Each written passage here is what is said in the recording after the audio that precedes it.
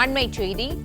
முதலமைச்சர் விஜய் டெல்லியில் காங்கிரஸ் முன்னாள் தலைவர்கள் சோனியா காந்தி மற்றும் ராகுலுடன் சந்தித்திருப்பதாக தெரிவிக்கப்பட்டிருக்கிறது. இந்த சந்திப்பு நிகழவுள்ளதாக குறிப்பிடப்பட்டிருக்கிற நிலையில் டெல்லியில் உள்ள சோனியா காந்தி வீட்டிற்கு முதலமைச்சர் விஜய் வருகை தந்திருப்பதாக தெரிவிக்கப்பட்டிருக்கிறது.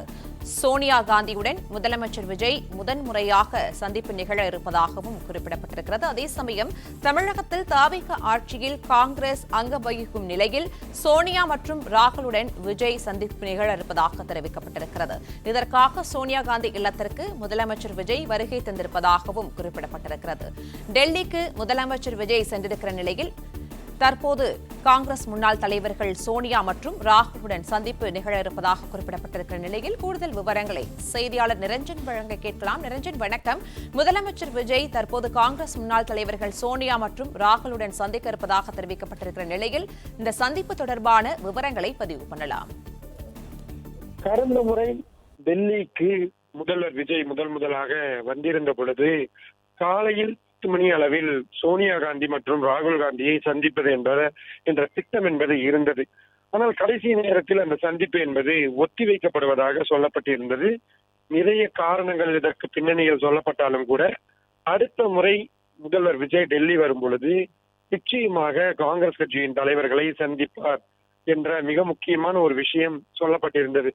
அதன் அடிப்படையில் தற்பொழுது 2வது முறையாக டெல்லிக்கு வந்திருக்கக்கூடிய முதல்வர் விஜய் டெல்லியில் இருக்கக்கூடிய 10 ஜன்பத், இதுதான் சோனியா காந்தி அவர்களுடைய அதிகாரப்பூர்வ வீடாக இருக்கின்றது. அங்கு தற்பொழுது அவர் சோனியா காந்தி மற்றும் மக்களவை எதிர்க்கட்சி தலைவர் ராகுல் காந்தி ஆகியோருடனான இந்த சந்திப்பு என்பதை நடத்தி இருக்கின்றார். காங்கிரஸ் கட்சியின் பொதுச் செயலாளர் பிரியங்கா காந்தியும் இந்த சந்திப்பின் பொழுது உடன் இருக்கிறார் என்ற தகவல் தான் நமக்கு கிடைக்கக்கூடியதாக இருக்கின்றது. மிக முக்கியமான ஒரு சந்திப்பாக இது பார்க்க வேண்டியதாக இருக்கிறது. ஏனென்றால் தவிக காங்கிரஸ் கூட்டணி என்பது முதலாக தமிழ்நாட்டில் அமைந்திருக்கிறது. அதே நேரத்தில் தவிகவுடைய அமைச்சரவையிலும் காங்கிரஸ் கட்சி இடம்பெற்றிருக்கிறது. இந்தியா கூட்டணிக்குள் தவிகவை எப்படியாவது உள்ளே கொண்டு வர வேண்டும் என்ற அழுத்தம் கூட்டணியில் இருக்கக்கூடிய மற்ற கட்சிகள் மூலமாக காங்கிரஸ் கட்சிக்கு விடுக்கப்படுகின்றது. காரணம், ஆளும் கட்சி ஒன்று கூட்டணியில் இருப்பது மிகவும் அவசியம் என்று இந்தியா கூட்டணி தலைவர்கள் நினைக்கின்றார்கள்.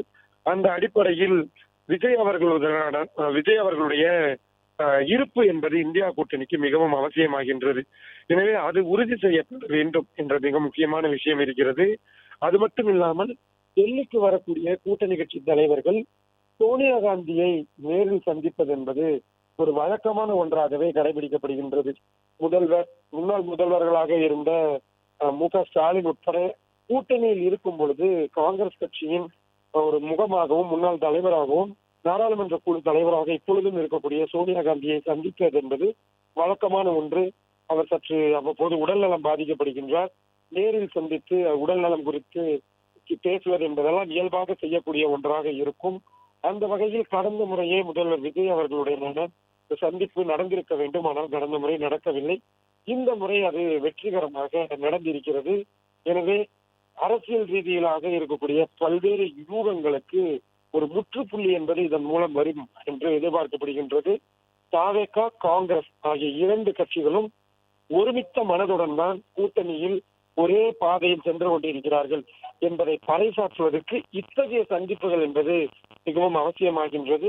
அத்தகைய ஒரு சந்திப்பாகத்தான் நடக்கின்றது. விஜய் அவர்கள் என்ன பேச போகின்றார், அது மட்டும் இல்லாமல் என்ன மாதிரியான விஷயங்களை எதிர்பார்க்கிறார்கள் காங்கிரஸ் கட்சி, தமிழக வெற்றி கழகம், தேசிய அளவில் அரசியலில் ஈடுபடுவதற்கான வாய்ப்பு எந்த அளவுக்கு இருக்க போகிறது போன்றவை எல்லாம் இந்த சந்திப்பின் வாயிலாக விலாவரியாக நம்மால் தெரிந்து கொள்ள முடியும். அந்த வகையில் மிக முக்கியமான ஒரு சந்திப்பாக நடந்து கொண்டிருக்கிறது.